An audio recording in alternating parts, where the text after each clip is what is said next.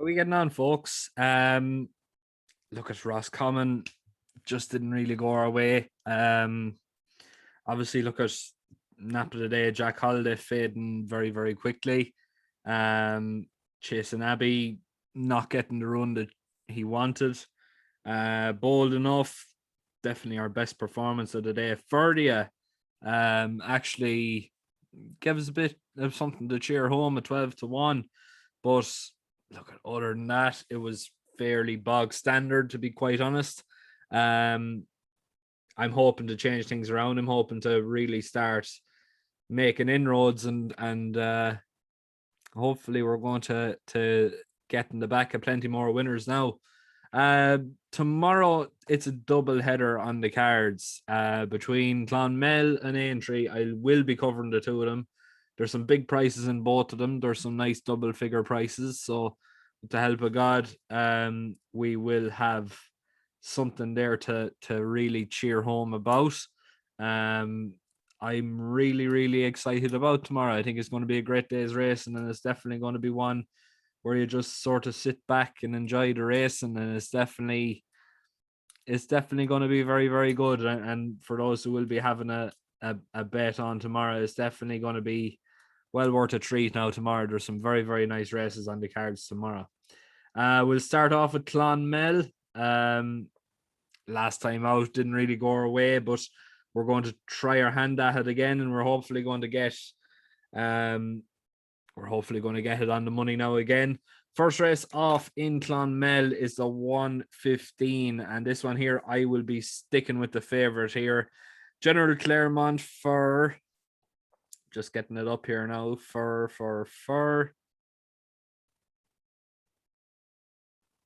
the Fitzgerald and Richie Deegan combination, and this one here currently priced at 15-8.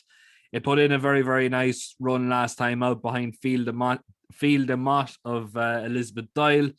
That was second at 22-1. And look, realistically, if it puts in a run here again, it's definitely going to beat this field. And 15-8, sorry, should I say, is definitely it's a short enough price for him. Considering he was 22s the last time, I just think that there's not really one in here that's going to be worth taking him on. If I was going to take him on, I'd have a stab in the dark at do this like this at 40-1. But in my opinion, it just needs this run now to get into the handicaps and qualify for a mark. So I don't think they're going to be trying with do this like this now tomorrow, but stranger things have happened, and more power to them. But I think you're better off back and do this like this maybe next time out, rather this time going forward. 150, a weak enough race again. Not really a whole load of strength and depth to it. I think Maller's Dollar comes in here, the worthy favourite, currently priced at 5-4, and that's definitely going to be the nap of the day for me. I think that there's not anything in here that's going to even trouble it. Realistically, it's a very, very weak contest. Lots of horses in here with nothing but duck eggs to their name or letters instead of numbers. That's the ones we want. But yeah, no, it's a very weak contest, to be perfectly upfront and honest. Definitely Maller's Dollar has the best form on the book. Realistically, he is going to be a very, very hard horse to beat. I know, look at he is 5-4 and everything else like that, but if there's any horse that's going to double your money tomorrow, I definitely think Maller's Dollar is going to be the one to do it. Therefore, 5-4 is definitely a nice price overall. Next race off then, the 225, and this one here is going to be the first each way play of the day. Obviously, Ava's Bow coming in here on the back of a 66-1 win in Tipperary definitely does speak volumes of her chance. But I'm going to divide her simply because she has taken a fair hike in the weights and everything else like that for the 12-length victory. But there's one in here, and it's the only course winner, the only distance winner, and the only course and distance winner in this field. And that one here is Sláinte, and thanks for the Garrett Ahern and James O'Sullivan combination. This one here currently priced at 10-1, definitely well worth an each way play. put in a couple of decent performances last twice. Obviously 4th of 11th and 5th of 20 at 16-1 and 18-1 respectively. Last time out on good to yielding ground behind Ask David, Let Her Flow, Dane Geld, Rule of June. Ahead of Peter Pat, There'll Always Be One, Rachel Surprise, Mine Will He, Mine Me Will He, Miraculum, Knockgraha Katie, Alora Yates. That was definitely very, very interesting there. Obviously, Alora Yates went on to, was it the time before that or the time after that, it ran very credibly in Clonmel? I think it might have been the time before. The time before that, behind Major Glory, outside the door, Master Cornwell, ahead of Elite the Mott. Still Alive, Vincenzo, that's the crack. The rest all either pulled up or they're non-runners. But look, realistically, a reproduction of that run should see this horse come very close. We know it likes the trip. We know it likes the course. We know it likes the ground. I definitely think it's one definitely to really, really consider at an each way play here at 10-1. 3 o'clock. We're hoping for a bit of a form boost in the race beforehand with Ask David at 4-1, and this one here is definitely going to be the next best of the day for me. Look, realistically, that win last time out was very, very impressive. Obviously, Timothy Doyle loves to get his winners around here. I think he's only up the road. He's a Tipperary trainer anyway, wherever he is, but I think he's fairly close in around the constituency of Clonmel.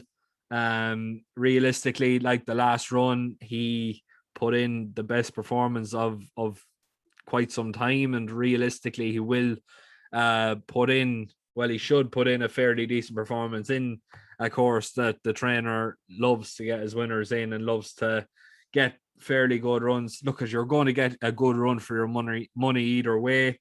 It looks to be a fairly nice chance here, and realistically 4-1, you probably won't see that tomorrow. It's probably going to go off at maybe 3-1 or 9-4 if the money is down. 335. It's a tricky one here. Obviously, Fully Charged comes in here as the worthy favorite and everything else like that. Not available. Maybe a little bit disappointing last time out. Fred the Foot used to be a very decent hurdler, but hasn't necessarily done it over a chasing fence. It's very much a toss-up between the three. But I'm not actually going to go with the three. You can make cases for all three, but the one that I will be going with is 4 Country Roads, calling all the country western singers. Currently priced at 25-1 for Brian McMahon and Adam Short. Look, in my opinion, if there's any race of the day that's worth an each way play, this one is definitely it. Obviously, look at the second and third favorite. They have massive questions to answer about their chasing ability. Do their prices suggest their overall ability? I don't think they do. I think 13-8 for not available is an absolute rip-off price. It shouldn't be even that. Should be closer to maybe 4 or 5-1. Fred the Foot should be 10-1. Being realistic here, we need to be trying to find what's good value for money here and what's potentially well thrown in. And 4 Country Roads is definitely one of those. Winner of his last run in a point to point. Does need to improve on that now, bear in mind, but the fact that we know he's going to be able to jump a fence is definitely a main positive. Coming from the Brian McMahon yard, currently 33% strike rate over the past 2 weeks. Adam Short, not a bad jockey either on his back. Realistically, I think an each way shout is definitely the way to go with this lad. I don't think he's going to win. I don't think he's going to come near winning. But that's not to say that, Fully Charged might string these out by 40 lengths between first and second.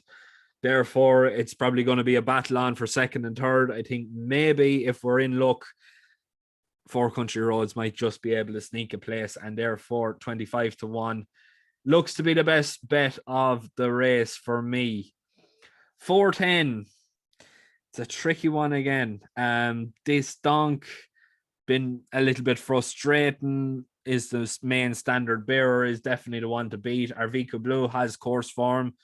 Fine Brunello, money down for it, coming from in the Bulgers is definitely very, very interesting when you see that happening.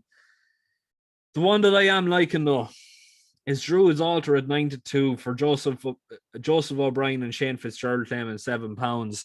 And let me tell you why. On its overall hurdling form, this horse here matches these and probably even surpasses an awful lot of these as well. He was a very, very nice hurdler in his time. Like when you look at the wins in Listol, say for instance, beating La Joya, Snugaruchka, Yankee Stadium, Calcutta. I'm not 100% sure if I'm pronouncing that right. Pyramid Rock. What else has he beaten? He's won in Punchestown as well, beaten Ilmig, Perry Owens, Dark Voyager, Flying Scotsman, Rock Chica, Speak Now, Boom, Boom, Boom. In my opinion, that definitely is one of the main standard forms. He was only 15 lengths behind Tiupo. And in my opinion, that's definitely one of the best form in the book. Winner in Naas beating Zafanian. Very, very talented sort for Dennis Hogan. Autumn Evening, Side Shift. Fred's Honor was pulled up, but was 200-1 that day. Look, if it takes the chasing, which I'm nearly positive it will, it's going to be matching it there and it's going to be bang there with most of these. And realistically, it looks like one that could shake up the system here, providing D-Donk doesn't perform, providing Arvico Blue has seen better days, which I think he has. I think this Druid's Altar is very, very dangerous at 9-2 and therefore could be a little bit of an upset here. 440 is going to be my patron pick of the day, and realistically, I am absolutely, well, I'm not loving my chance, but it's definitely got a great chance at a big price, and I am very, very confident that in each way I play with this one. Realistically, it's massively overpriced and should certainly be well considered.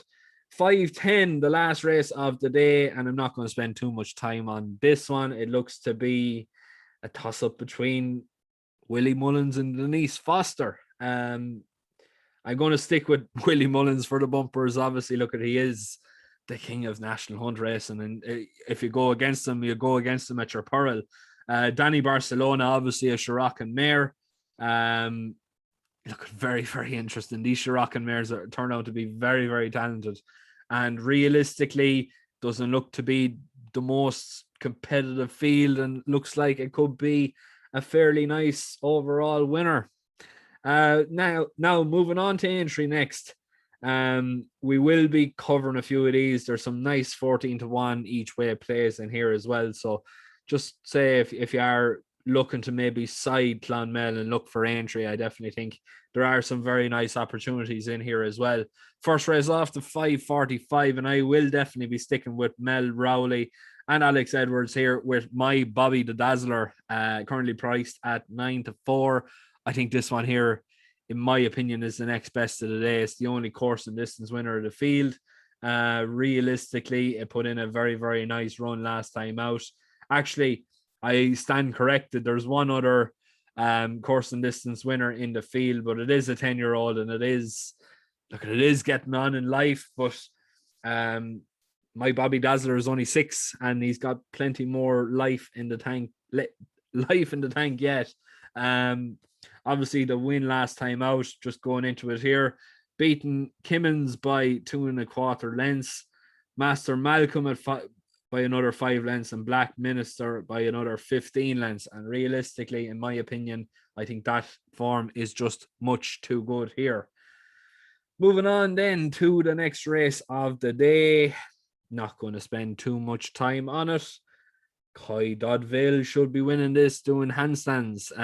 Looks to be the main overall body of the race and looks to be the main standard bearer. Realistically, it's undefeated and it should certainly take all the stopping.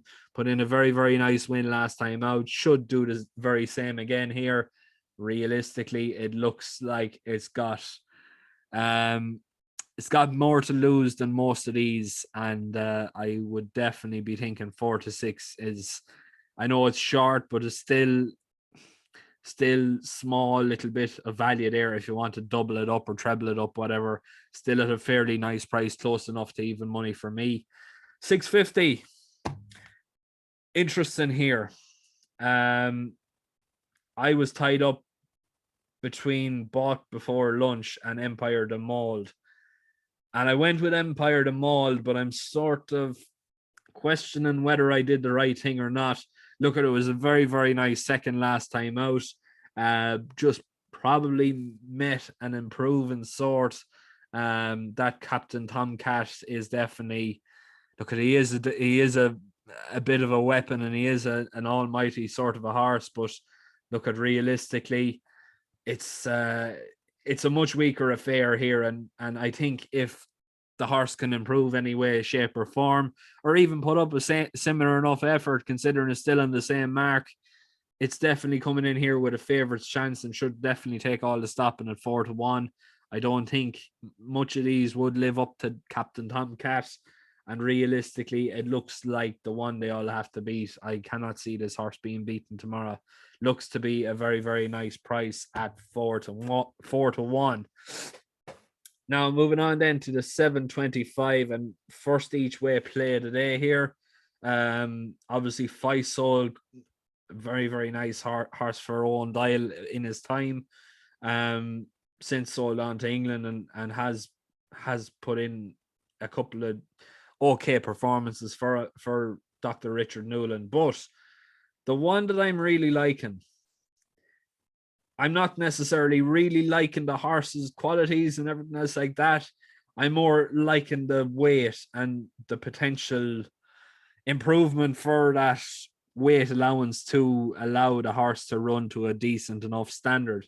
Vision Clear at 7-1 for Gary and Jamie Moore. I just think it's worth an each way play. He's coming in here off 10 stone 5, bottom weight. Put in a nice fifth last time out. Behind Secret Potion, Blazing Saddles, Shanro, Tic Tac, Too Much to Ask. Ahead of Him in a Prayer, Peruvian Blue, and Shaw's Cross. And in my opinion, look, it's worth a chance and it's worth a bit of a play. Gary Moore's been in or around the winners lately, and look, it's worth a bit of a chance at 7-1. You've nothing really to lose back in a bottom weight in these sorts of conditions. I definitely think if it's ever going to run up to some sort of standard today, could be the day. Next race off then, the 755, and another each way play here for this one.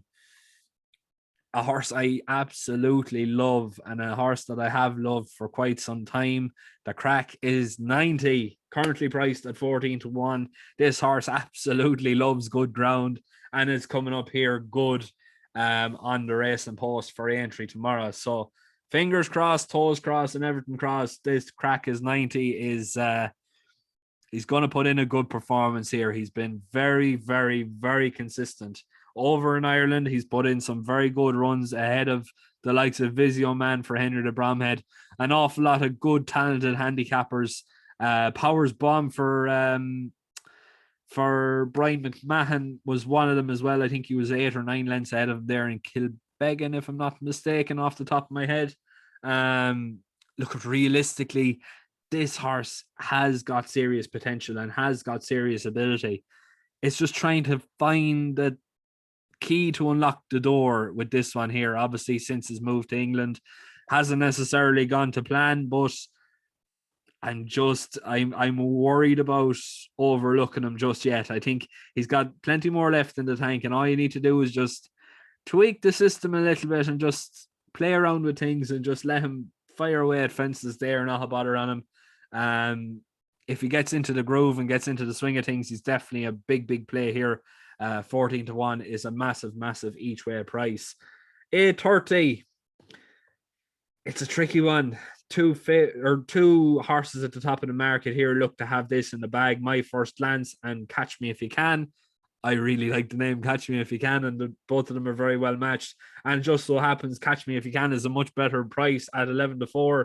So do you know what? We're going to stick with him, and we're going to hopefully play a bit of Catch Me If You Can with this one. Look at obviously good second last time out, distance winner. Look at he is coming in here on a fairly nice opening mark and a fairly good chance overall. Or should I say she? I'm just spotting she is a mare, so apologies there to connections if you're watching. But yeah, I definitely think Catch Me If You Can should be winning this, and she should be capable of putting in a fairly decent run against the John Joe O'Neill horse here. I definitely would be thinking that that's going to be the case tomorrow. 11-4 to me anyway is overpriced, and the two of them should be close enough to giant favourites by the off. Now 9:00, last race of the day. I really, really like Out on Patrol here. I think this lad here. Have I gone for a nap of the day in Aintree? I don't think I have. I'm going to say this lad here is going to be the nap of the day at 7-4. I think Alan King, obviously coming from Alan King's yard, he is a man in serious form, and he has been having a great season overall. Tom Bellamy as well, another man in great form this year and put in some very, very nice runs. Realistically, I think he is going to be the one they all have to beat. Obviously, present and accounting, the short enough price favorite, but I think Out on Patrol has his measure here, and realistically should be all they have to beat. Now we will move on to the naps in the next best of the day. Just to remind you, nap of the day in Clonmel, definitely Maller's Dollar. Next best, I'm going to go with Ask David. Ask David definitely for me is the next best of the day. Looks to be too good here and should definitely have plenty more to like about him than not. Aintree then, nap of the day for me. Obviously, Out on Patrol is going to be the nap of the day. And next best is going to be my Bobby Dazzler at 9-4. I think that's definitely the way it's going to go. And realistically, if we can get... Look at it, if you want to do a lucky 15 on the 4, it could pay out fairly nice. 5-4, 7-4, 9-4, and 4-1. Look at I've put down worse lucky 15s than that in my time, but I definitely think them 4 are the ones to be siding with tomorrow, definitely without a shadow of a doubt. For those who want to sign up to Patreon, you're not too late for the monthly draw. We will be doing a monthly draw now next week, so make sure if you want to get in for that, get signed up as quickly as possible, because we will be doing the draw next month sometime, or next week sometime, should I say. It's €10 a month. What that will get you is daily tips from myself and Ryan Sharkey from the Irish Race an Hour. You'll also get added into the monthly giveaways as well. This month we're giving away a framed scratch and reveal poster, either England or Ireland, depending on where the winner is from. We'll also be giving away a gift from Horse Racing, or Hacked Up Horse Racing Gifts as well. So the total amount coming to is in around €40. So for the sake of €10, you're definitely providing you're lucky enough to win the prize. You're already saving €30. And as well as that, you're going to be added into the WhatsApp group as well as the tips from myself and Ryan. We are on a very good roll. We have been very, very consistent since we started up. I think we're coming in here off a total profit loss of, I think, 78 or 79 pints in profit for a 1 pint stake. So look, realistically, that is very, very good overall. I'll leave a link in the description below. For the sake of €10, I don't think you can do much wrong. If you don't feel up to that, though, please make sure to keep liking, sharing, and subscribing. We want to hit that 1,000 mark by the end of the year. was going to say by the end of June, I was like, Jesus, I'm not asking for much, am I? No, we'll say by the end of the year, I'd be happy enough with that. We are slowly but surely starting to grow and starting to get a bit of momentum, but we need to keep pushing on. We need to keep pushing forward, and the only way to do that is if you hit that subscribe button down below. Very, very best of luck tomorrow if you're going to be having a bet, because hopefully we'll be able to turn the form around and get back on winning ways like we were for Kilbeggan last Saturday. Okay, folks, thanks very much. Please make sure to keep liking, sharing, and subscribing, and a very, very best of luck tomorrow.